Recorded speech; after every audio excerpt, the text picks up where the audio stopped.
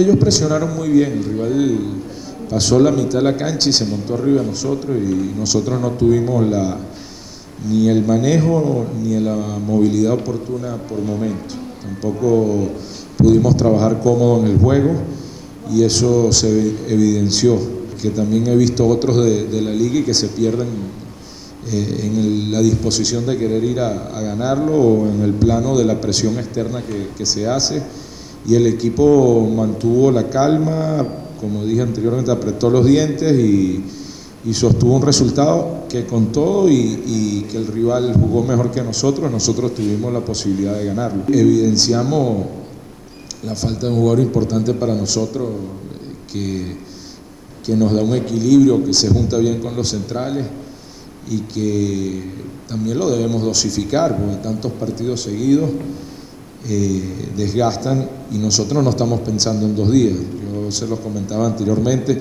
yo no pienso en el primer mes o voy a pensar trabajando partido a partido porque me van a echar. No, yo pienso en llegar lo más lejos posible. Sé que tenemos